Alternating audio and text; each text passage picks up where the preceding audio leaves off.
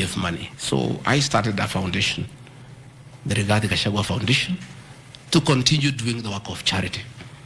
I have seen my foundation here. The Honorable Mutuse has not said what crime the Deputy President has done by having a foundation that is non-profit making. For the purposes of clarity, I'll give you the bank statement for this foundation. I have only received a total of 12 million shillings from well-wishers, which have educated children, have educated students at Pwani University, and other vulnerable people. Dorcas Rigathi Gachagua Foundation is just an attempt to bring my family into mud. Every Kenyan knows the work Dorcas Rigathi has done in this country for the boy child.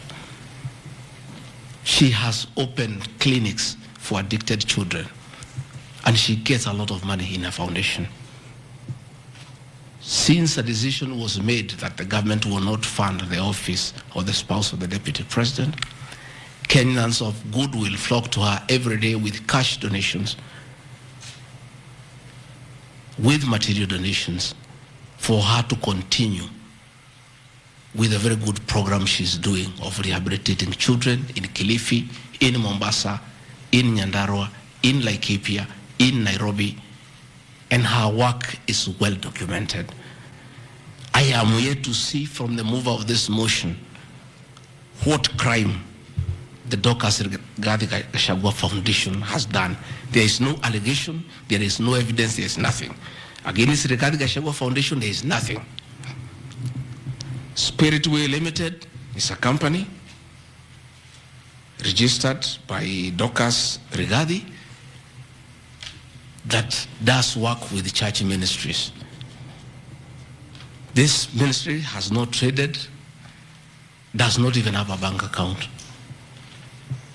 It's some strong women of God who have come together to create a company around their issues to preach the gospel. The mover of this motion has not indicated at all what crime this company has committed, other than dragging the name of my wife into mud in the National Assembly.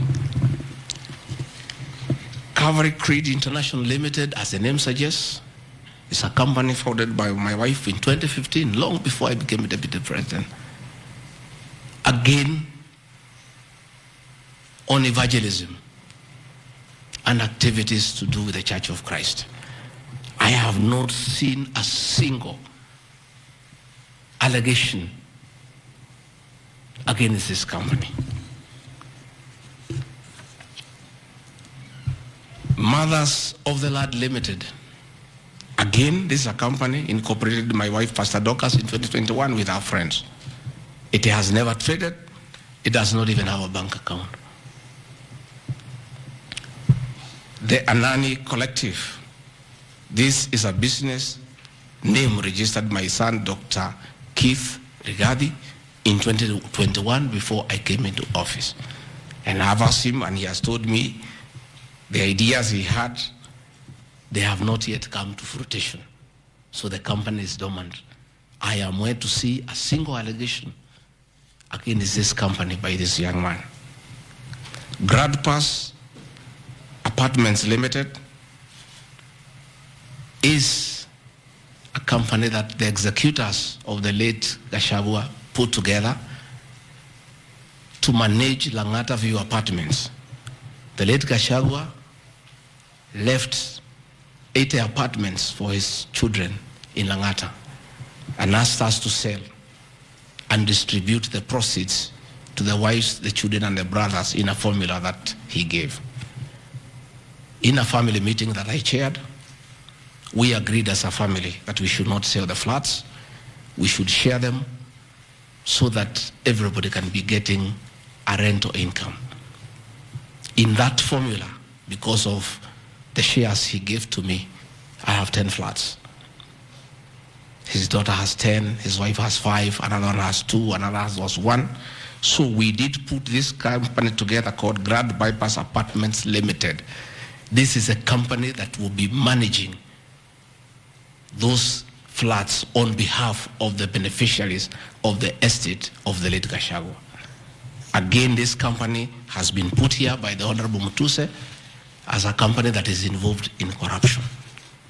A company set to manage floods belonging to a dead good man who had foresight to think about the future of his children. And in his death, he is being haunted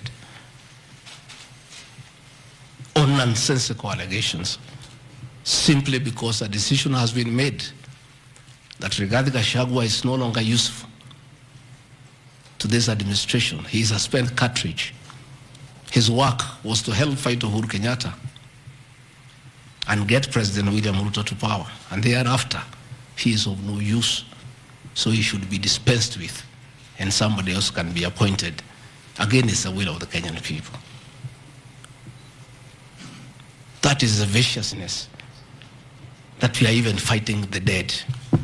How cruel can we be? How insensitive can we be?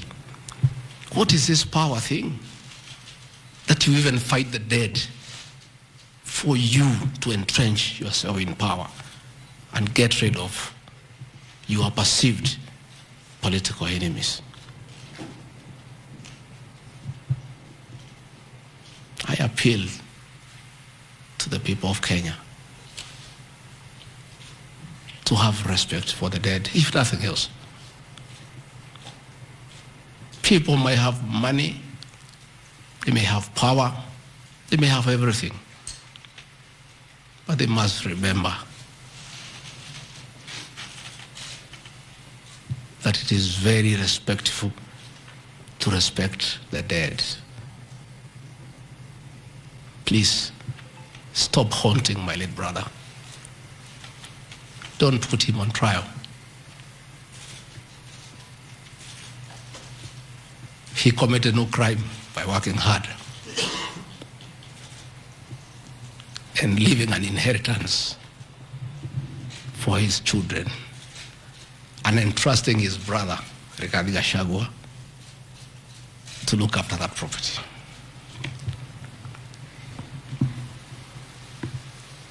Fortis Viz Group Limited is a company incorporated in 2023 by my son Kevin and Dr. Keith. Again, some two very enterprising young men. This company has not even taken off. They are still figuring out what business they can do. And before they can even settle down, their father is under siege. So they have to come here every day to keep me company and find out what is not happening. This company has not even started. These are young people, children. Why do you want to destroy their future? By putting their names in the press with negativity because you want to destroy their father. These are innocent